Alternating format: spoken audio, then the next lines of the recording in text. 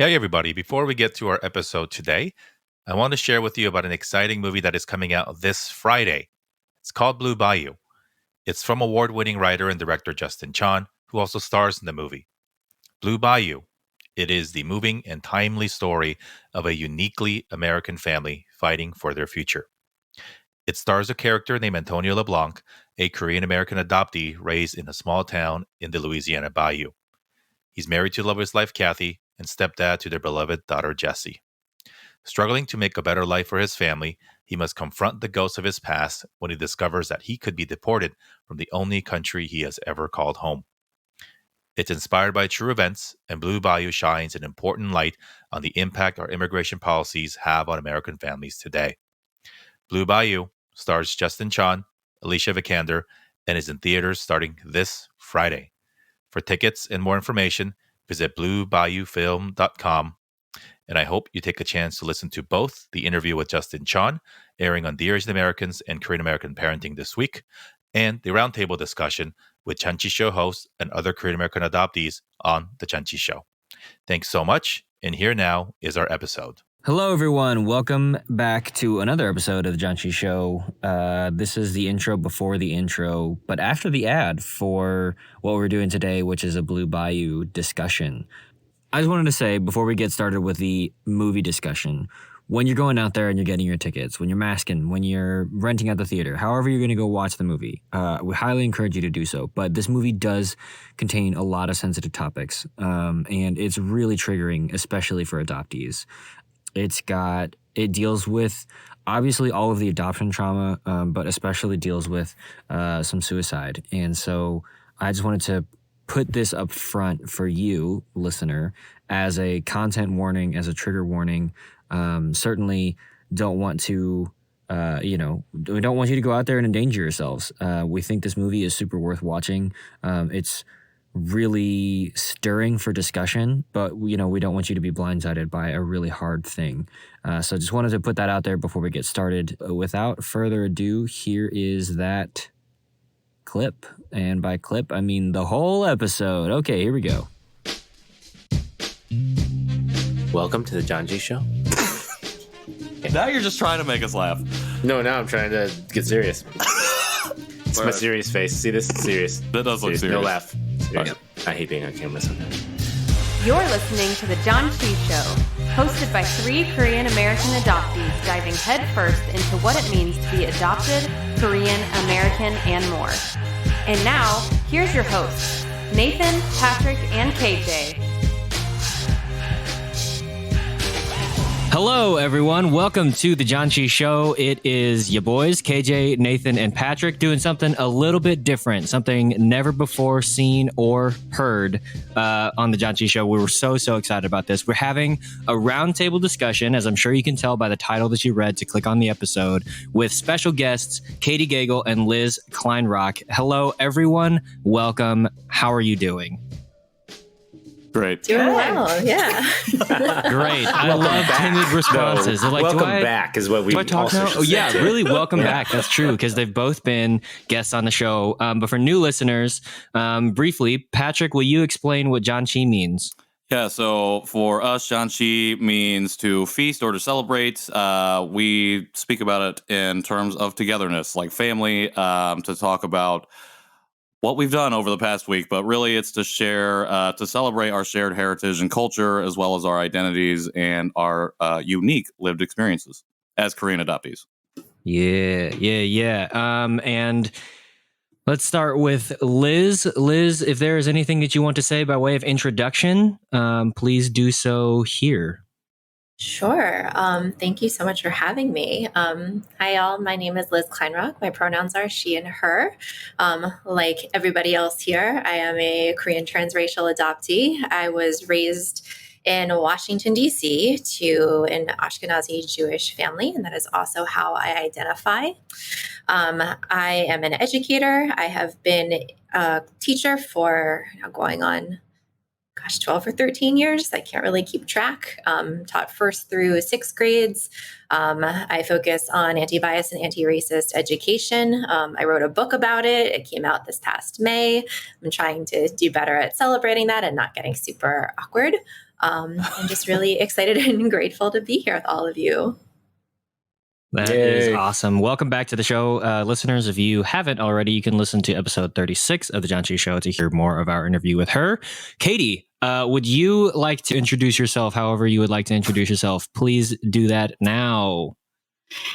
Hi, I'm Katie Gagel, and I am also Korean Adoptee. Wow. And I know, right? What coincidence. It's like we planned It's like this, we're all guys. here for the same reason. I was raised in Louisville, Kentucky, which is where I currently reside. I am in the toy industry and do account management. And I guess I've spent the better part of this past year focusing on sharing my lived experience as a Korean adoptee, as an adoptee, and really trying to build communities and for other adoptees so we're not so alone. So that's what I've really been focusing on in the past year. I'm so happy to be here. Like Liz said. If you want to listen to her story and more of her conversation with us, you can go back and listen to episode 46, which I realized is just 10 away from what I said previously, right? So That's good that math. right? Yeah, That's some good I know math. how to math. Shut up, y'all. Good. All right. Mhm. So the movie that we have the privilege of talking about today is Blue Guess what? Bayou. This might actually be episode 56. That would honestly be amazing. Yeah, I think it is, by the way. Yeah. So, okay. Anyways, the movie that we're talking about today is Blue Bayou, written and directed by Justin Chun. I wanted to read the log line. This is from IMDb. It is, as a Korean American man raised in the Louisiana Bayou works hard to make a life for his family, he must confront the ghost of his past as he discovers that he could be deported from the only country he has ever called home.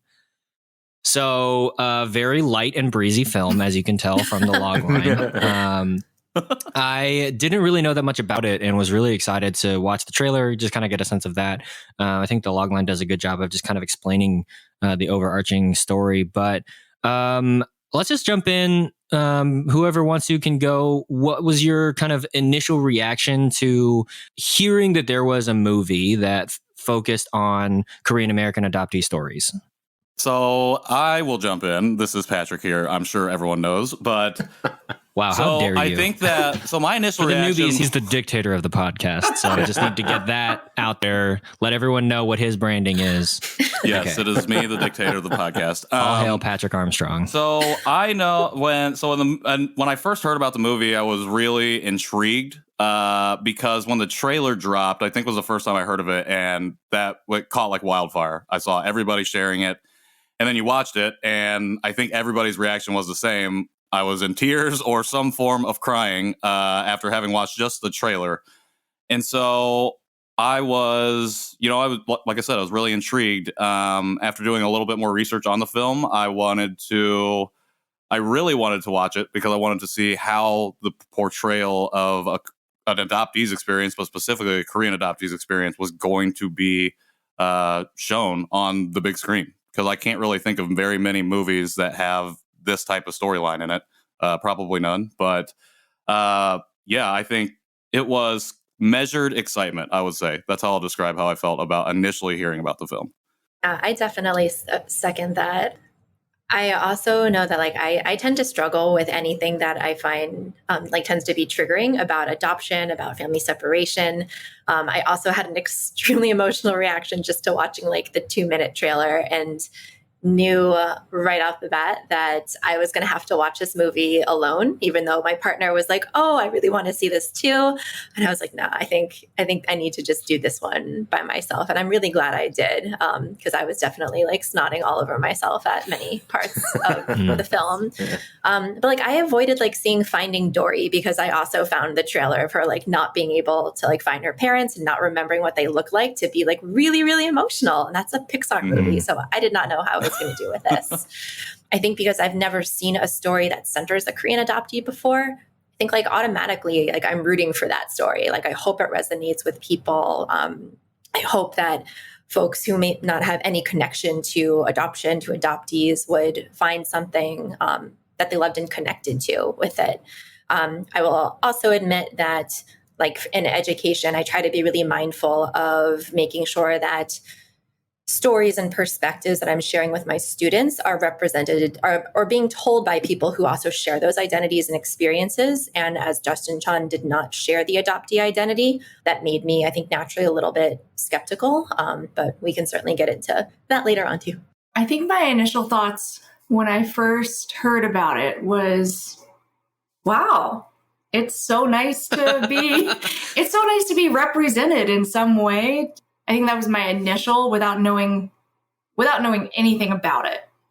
And when I watched the trailer, I was familiar with adoptees that had experienced deportation. And so I was excited that was being addressed in some way, that story was being told in some way.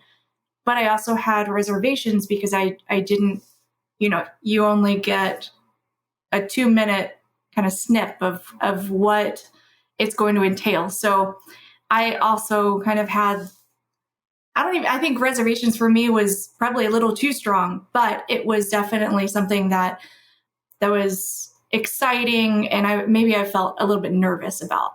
I second that on the reservations about trying to understand. Well, we were watching it and I was thinking, okay, this is going to be good. But I've heard stories about this already. So I want to see what they were going to portray in it without, with as much accuracy as possible. And because of the stories that had come out in the news and the Adoptee Citizenship Act, I was really curious on how they were going to do that. And I actually wanted to get some almost educational information from it to see if they were going to tackle any of those topics. So I was very curious.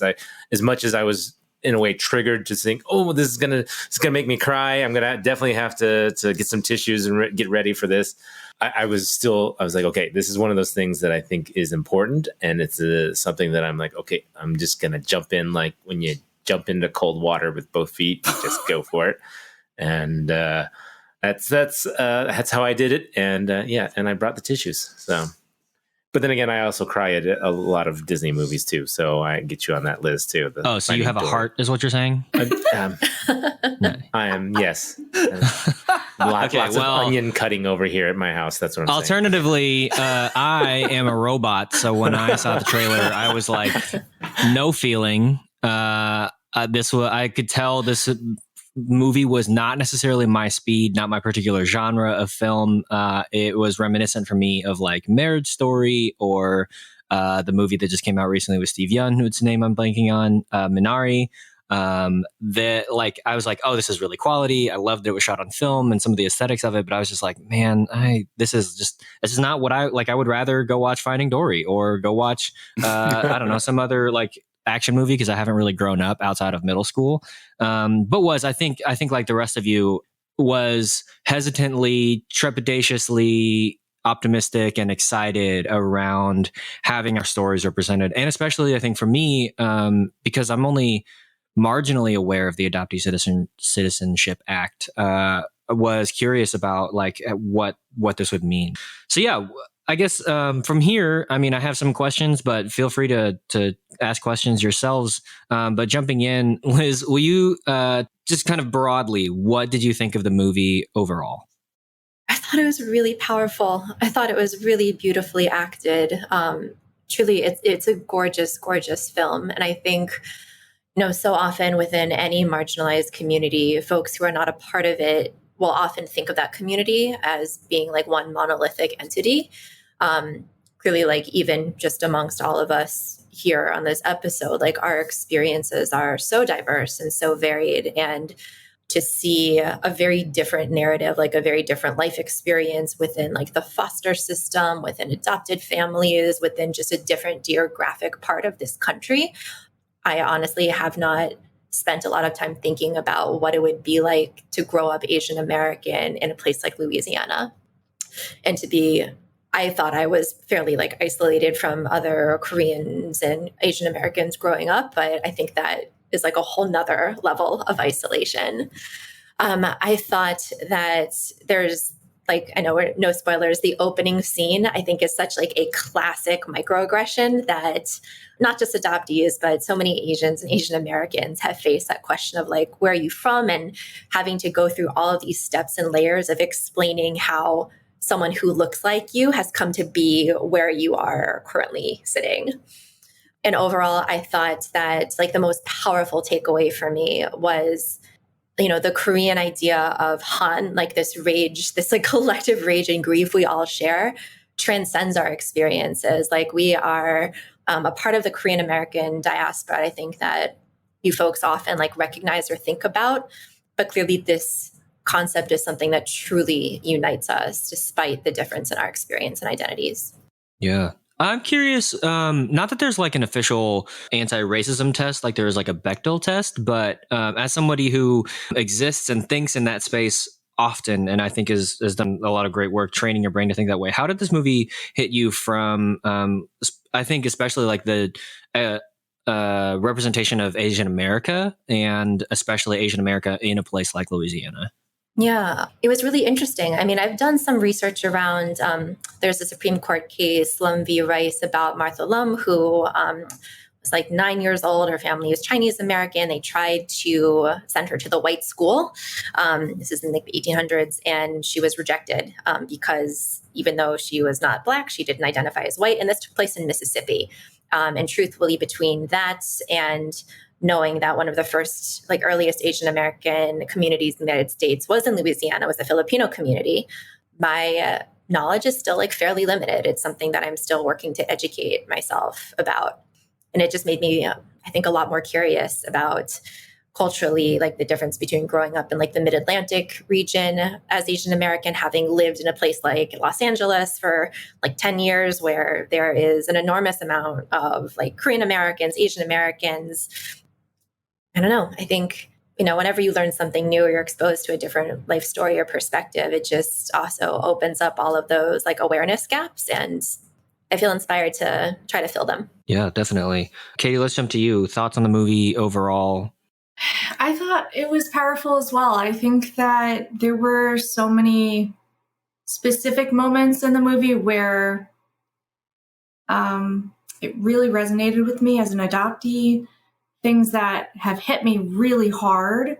And I was surprised that they included those kind of nuanced experiences that I think a lot of adoptees go through or experience. And I will be honest, I just sobbed and cried a lot. And got a lot of onions over at your house too, huh? Oh my gosh. I will just say that Darn even onion. my mom came to comfort me because I think I didn't know how loud I was crying.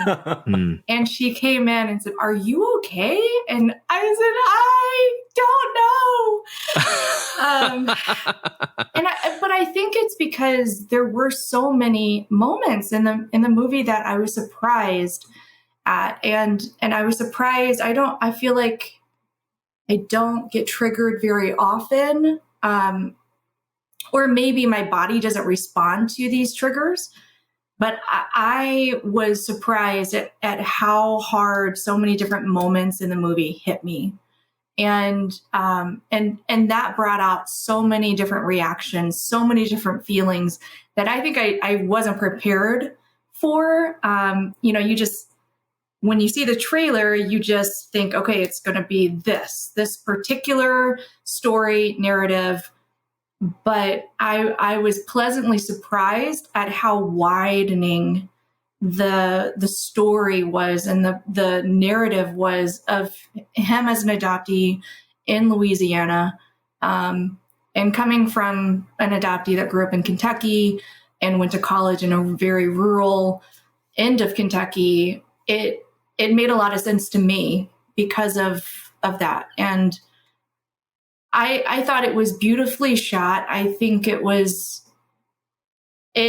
really surprised me. I think that's the overall kind of reaction, is that it just really surprised me at how much I resonated with it. And there were so many different moments that hit me so hard. And I've never had, maybe not never, but there are very few movies that hit me so hard. And this was one of them, definitely. Do you feel like that one of the reasons that it hit you so hard was just simply representation on a big screen, and the idea of like having parts of your own story mirrored in a really like specific way, not just in a general like family dynamic sense. Like obviously none of us are talking blue fishes who struggle with memory loss, right? So like seeing specifically some of those mirrors, do you feel like that was a part of why the movie resonated with you so deeply? Yeah, I definitely think so. You spend your whole life watching movies that are not reflective of your lived experience. And I've lived my whole life with a narrative of how adoption is. And just, it's this positive, miraculous, and beautiful and amazing thing for families. And I've grown up hearing that, believing it, internalizing it. And so when I saw this movie, yeah, for sure, I think it connected so many emotions to see something on a big screen, for sure. Not just appearance wise, seeing an Asian actor, but to really watch these experiences that I have had in my life be reflected. And yeah, and I think it was a beautiful thing to watch. And I think that's why it made me so emotional, but it was also really painful to watch. There are so many times, even in kind of broader Asian America mediums, where I will hear little storylines and be like, and feel really seen. And I can count, on the number of times on my hand when that kind of representation has shocked me to my core. Patrick, I'm curious, was there a particular moment, a particular story beat or something where something about either the Asian American or the adoptee experience really resonated with you, or something that like you felt just didn't hit the mark and you were like, oh man, I wish that they had done it this other way? That's a great question. I think something that really surprised me about the movie was there's a second like B storyline introduced with a Vietnamese American woman. And I won't go into details, but I had read some advanced reviews that had mentioned that storyline, and they said how it felt really tacked on. And while I will say that I thought that there were some things that didn't need to be in the movie, I was really glad that was in there, particularly as an adoptee, because where I'm at in my journey is really trying to find my way through the Asian American community and like finding my place there. And so, I knew this storyline was going to come up, and as it goes through the movie, I wasn't really sure exactly where it was going, but I really loved where it ended up because it really made me feel, it gave me like a sense of home that I'm searching for constantly as I go on this journey of trying to like feel accepted within the wider Asian American community, the wider Korean community.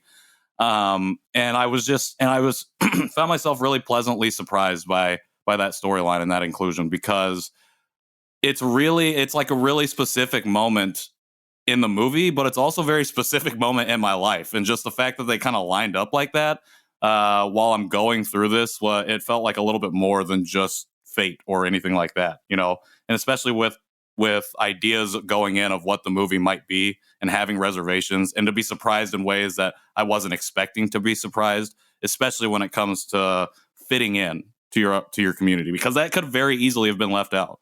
I'm really glad that they left it in though, because it just helped me feel hope, as well as that feeling of Han, made me feel the longing of of home, of family, of community, but also made me feel hopeful that I will find that. And I mean, I have, but to continue to immerse myself in that experience.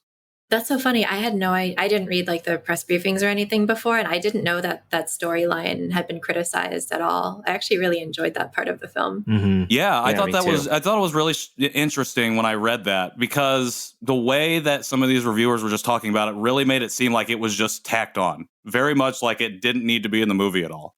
And I'm not criticizing those critics for saying that purely from like a technical standpoint, but I think that's, I think unfortunately, that's the problem with like reading stuff prior to seeing, as you're doing research on stuff that you're going to watch, is that, I had that in my mind. I had this limiting belief already. And, I was glad to have that kind of shed away. And I wonder, I don't know if those reviewers were white or what ethnicity that they were, but thinking back after having watched the movie, having experienced that storyline, and thinking about the things said about said storyline prior, that made me think that it's like they're discounting this experience and how powerful it could be, especially for an adoptee. Yeah. And there was definitely a few moments, actually, I totally thought about you, Patrick. Oh. And there was a little cooking scene there, and I just remember thinking, "Oh, that's Patrick right there." And it totally made me laugh to the point where I even wrote it down as a note to talk to you about it later. But I really appreciated that side storyline because of it's something when some of us grow up in areas across the country that don't have, a large Korean population, that we do run across an adjacent culture like that is has some similarities and has some things that you latch onto and see. I mean, I talked to my sister about it a while back too. We both, we always used to love going to, Chinese restaurants or Japanese restaurants because we kind of felt connected to that in a little way that because there was no Korean restaurants in Oklahoma. So I appreciated that it showed a little bit more of that storyline and of course the relationship in there. But yeah, I won't spoil any more of that. But there was also some good one-liners in there that I liked. In that storyline, yeah, that I can't. Yeah, I really liked it because I think it's one of those things where like it does show a more diverse America, right? And I think that that's so important, especially as transracial adoptees. And I don't know, I mean, I could probably just ask my parents. I haven't, I probably won't, but I don't know what kind of like training or prep they got ahead of time in terms of like trying to go and find other Korean communities, other Asian communities for us to get involved in. But like Patrick, like you said, I mean, wrestling with how I accept and then relate to the greater Asian American subculture, community, greater Asian diaspora, right, is something that I've been wrestling with, and how simple it would have been for that storyline to not exist if those two characters didn't meet. Obviously, it's a movie, it's written, so like, of course they met. And I think that that whole storyline to me really helped add some nuance to some of the things I think that we all feel, especially adoptees who are raised transracially, in what is home and how do we relate to multiple cultures and how do we understand and blend and just kind of navigate those, what is essentially a third culture of being not quite Asian, not quite American, right? And always kind of feeling like out of place. How do we then go and make home? And so that's one of those, I'd say, small stories. And I think this movie was full of really wonderful small stories, little moments that make you fall in love with characters, that make you really understand character journeys. And so that when the bigger plot points happen, you feel them deeply because you've had the moment to fall in love with these characters. You've had the time to really empathize and know who they are as people, which I think the movie does really well. They did a really good job of that family connection too, like you were talking about, on all sides of it. So I thought that was really well done. Mm-hmm. One of the, I think, common criticisms and maybe one of the loudest criticisms that one might hear from especially the adoptee community is Justin Chan himself isn't an adoptee. There were some adoptees consulted, but like, I don't know, like it's like kind of our people, but not like our people. So talking to fellow peoples, what are some moments that you felt like missed the mark, or maybe that you wish, like, I don't know, like for me, I think I'm really grateful for the movie because I think, if I were to sit down and watch this with my parents or with a friend or somebody who, wants to be an ally and wants to be a better ally, that's a great starting point in the discussion. And I have like maybe multiple points where that conversation would diverge. What were those diverging points for you, or moments that you wish that you could go into further conversation with? Open to anyone. I mean, I'll say that I don't feel that I felt there was any disconnect. For me, at least, when I watch movies, I always watch them as the story itself and not the actors necessarily playing the roles. If if they were adopted themselves. I mean, people are actors. They are, as long as they do their research, which I hear he did, and they consult and find out, the reasons behind their roles, and also the why they did these roles in the first place, and wrote or direct these, the movies, then that's, for me, good enough. I mean, as long as they didn't portray it in a way that I feel is inaccurate. But from my standpoint, there was a lot of things that I did resonate with and a lot of things that didn't. So it's kind of hard. Again, I'm not going to, connect with every single movie I see either out there. I know I'm not a superhero. So even though I still love watching superhero movies. Nathan, don't sell yourself short. You're a superhero, bro. Thanks. If I was a superhero, which would I be? No, let's not go there. Elastigirl, obviously.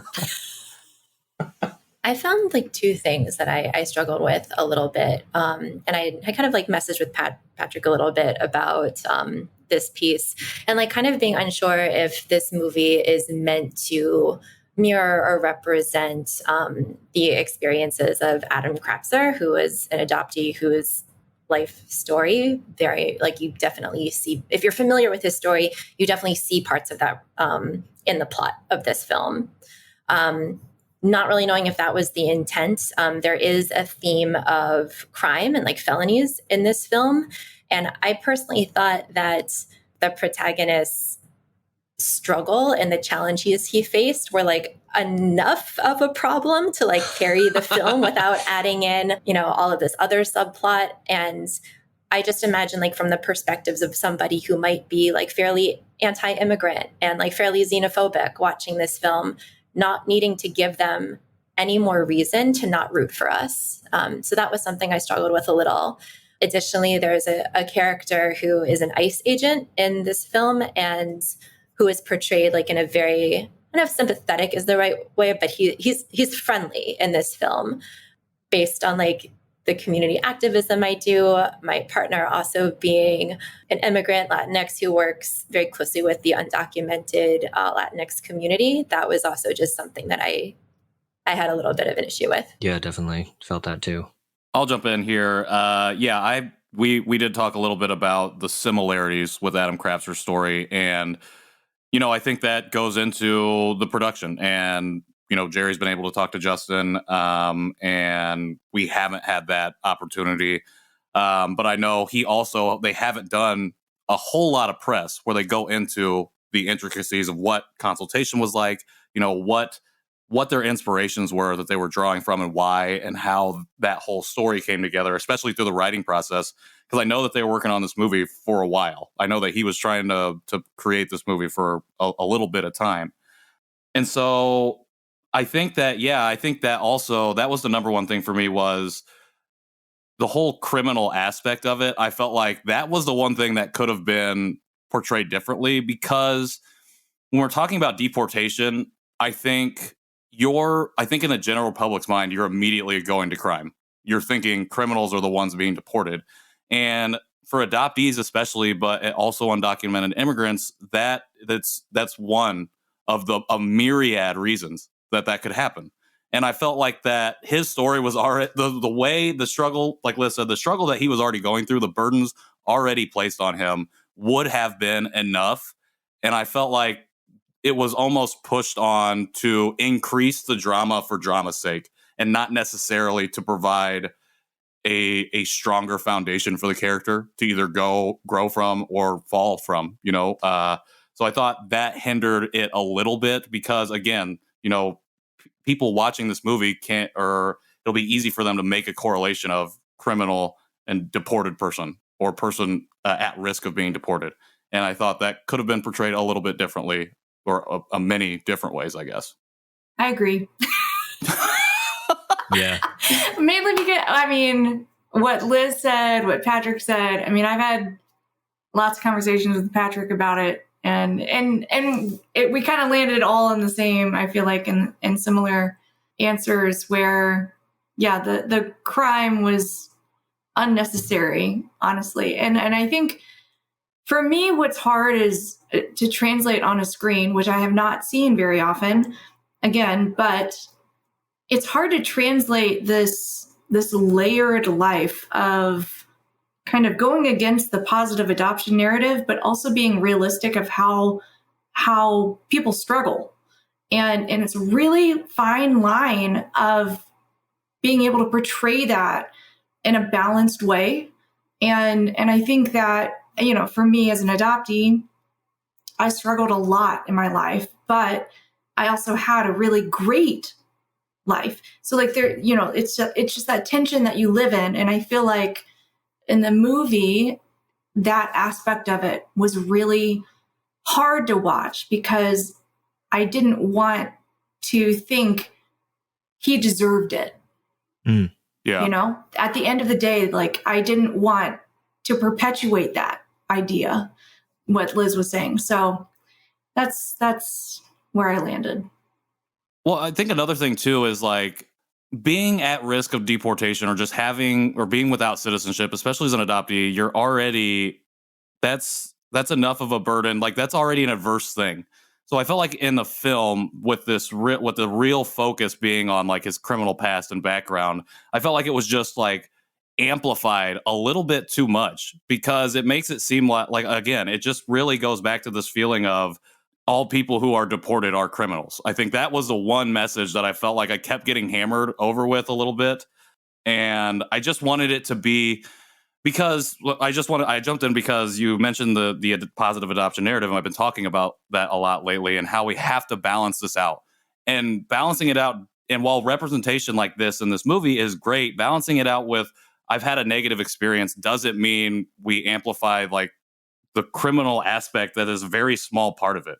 Like just being at risk of deportation is, I think, fuel enough for a story like this. I think he did such a wonderful job of creating the conditions for this and I just felt like it didn't need that extra element to push through. And I think honestly would have created the full, an even more full picture of nuance of an adoptee experience because it balances with some of this good that you can experience. Not everybody has it, but you know, especially from an adoptee who's had a negative experience, showing that it's not all just you got adopted and then was all terrible from there at that point, you know. So I think that's the other side of that I struggle with, especially in light of trying to balance this narrative out.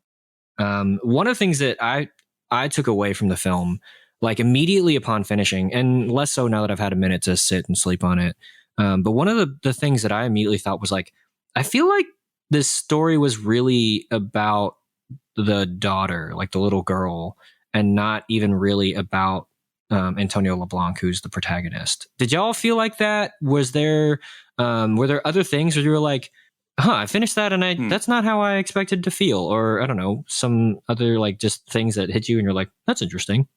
Well, as a parent, I definitely felt the connections of those portions of it, and seeing that relationship. And again, that was just part of it for me. It was character building and seeing their relationship and you know, tugging at your heartstrings and you know, different aspects of the movie, from the creation of the bond in the beginning to, you know, all the stuff that happens during the film. It's she's a extra storyline that I appreciated because as a parent, and it really, maybe that was some of the reasons why I cried more than I did. I don't know. So, I'm admitting I cried too much, aren't I? No. It was very cathartic. Yes. Just let it out. I'm gonna start crying right now. How about that? Bring it on, man.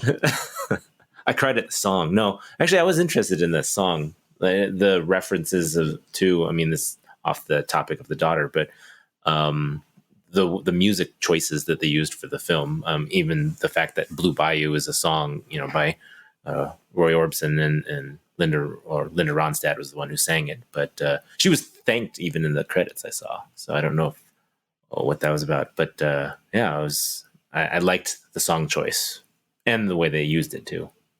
I think aside from that song, I wish I had paid more attention to the music choices and the score of that film. Oh, I thought the score was really good. Yeah. It was a lot of timbres that I'm not used to hearing. Like you think about Interstellar, and they were like, no strings, I'm done with strings. But I think that the timbre and the score was really good. Like some of the technical aspects of the film, I think were really stellar. I think to go back to your question about the relationship with his stepdaughter, technically. I think it was Nathan who mentioned this before, like how the film, I think, did a really good job at examining and defining like what family is, like what does it mean to be in community, in family with somebody, even if they aren't your, your blood relation.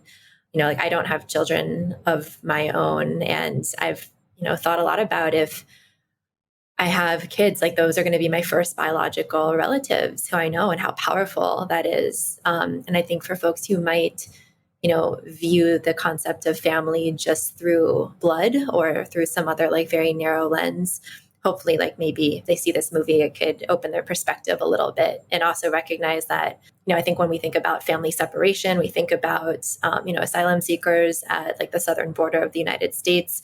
But family separation exists in a lot of other ways in this country too. And it is not just an adoptee issue. Like it hurts other people, it hurts families, it hurts communities. And it's something that frankly everybody should care about. Absolutely. Katie, we'll start with you, but I'm curious to hear everyone's thoughts. What do you hope that people who see this movie take away from it? What I personally really want people to walk away with is knowing that there are so many nuanced experiences as adoptees, and this one is one of them, and it's part of a bigger issue as the Citizenship Act, and that I feel like needs as much elevation as possible. But I also think I also hope that people walk away with thinking about how adoption impacts us, adoptees, as adults, and what that may look like. And I think more than anything, I just want people to reevaluate, to like sit back and reflect on the things that they have believed their whole lives about adoption, about adoptees, about citizenship, and what that means for individuals. More than anything, I just want people to walk away thinking about that. And of course, like I would want them to act, to act. But I do think that a lot of it begins at self-evaluation and what that means for themselves, and how to be a part of something that can really impact a wider community, a bigger community outside of themselves. And so I think awareness, self-awareness, but also hopefully it will spur people to really move to act in some way. Definitely. Nathan, how about you? What's something that you hope people take away from this? Just like Katie said, the awareness of that there are at least, I think I read 50 cases or so of, they showed a few at the end, they kind of related to some stories, but there are current stories in the media and the news and happening across the country right now of adoptees being deported.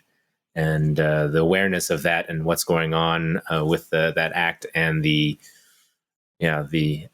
what they can do to help out, I think is very important. And again, just the adoptee community, seeing what maybe, your fellow friend Korean adoptee has gone through or potentially gone through, and opening that dialogue with them and saying, oh, I didn't know. How was that being raised over in Oklahoma? There were some cases where you probably haven't really reflected on those thoughts with friends that you haven't talked to in a while. And so hopefully opening that dialogue with people, is something that would be helpful and for everybody. And so that's another reason why I really appreciated the show or the movie and watching it. So, Liz? Everything that's been mentioned, I think I have like varying levels of hope and expectation for people. Like on a very basic level, I hope people just know that we're here and that we exist, and that while not all of our lived experiences are reflected in this film, like exactly, like this is just one of many stories. I hope it makes people curious and want to learn more.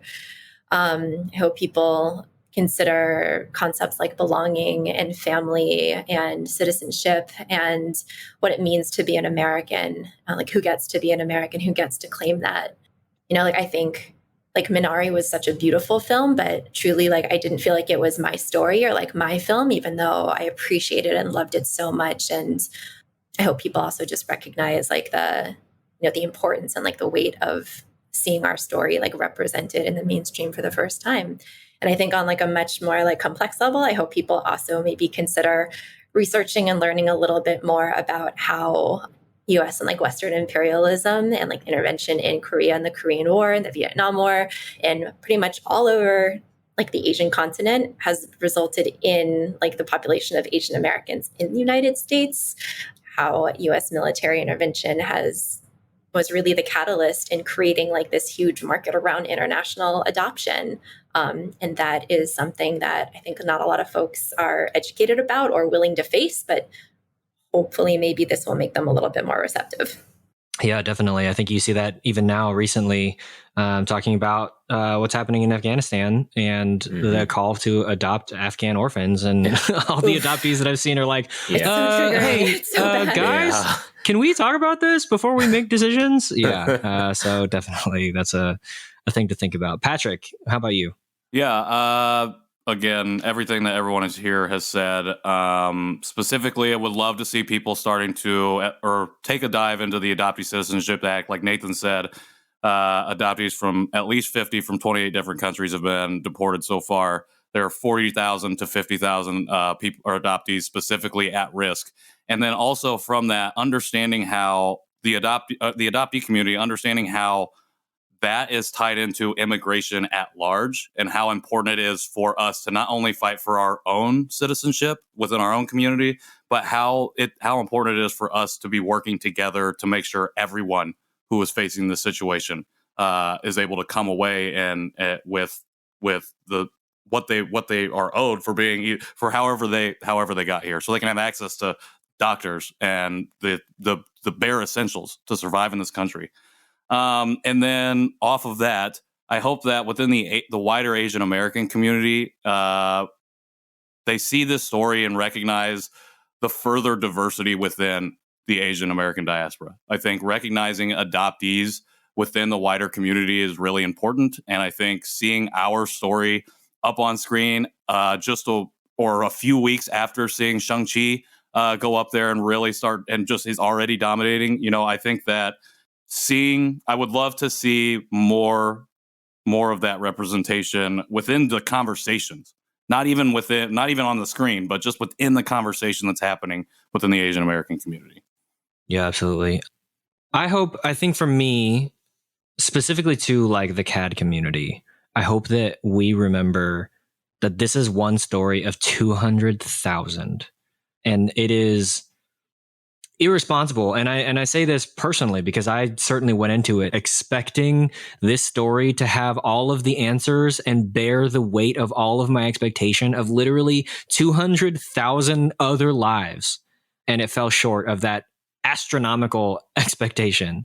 And so I hope that as you enter into this movie, knowing that it is difficult and knowing that it is good work and worth watching, that you remember that it is a single story and that it adds a more nuanced, a more gracious look at what it means to be alive in America and what our experience is, right? And that we as Korean adoptees, we as Asian adoptees, we as adoptees, and we as people can take that in and grow and enter into some of those further conversations like you all had mentioned.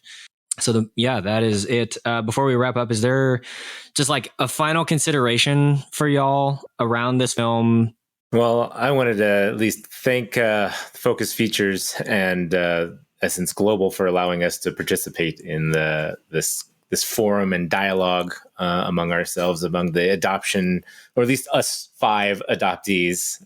This roundtable has been really great, definitely, and to, of course, Justin Chun and the entire Blue Bayou, production team and everything they did on it. And I think they did a great job, and it's definitely worth seeing. So I give it 2 thumbs up. You can take that. I would probably also do that if I had 2 thumbs to give. Patrick is shaking his head at me. I'm good. I'm over here. Wait, was that it? When is it coming out, guys? Oh, can I do this part? Oh, Go for ahead. it. Yeah, go for it. Okay, so if you want to see Blue Bayou, and hopefully after this podcast you absolutely want to see it, you will definitely have to mask up. It is coming out only in theaters this Friday, September 17th. But you can also check out bluebayoufilm.com to get more information and to check out locations and tickets. Hooray. So go rent out a theater, put your masks on, make it happen. Blue Bayou. Thanks, everybody. That is it for this episode of the Janchi Show. Until next time, Janchi Heyo! Bye! Liz, do you want to do our ad reads? That was great. Oh, God. That was a great I read. always wanted to do that. I don't know why.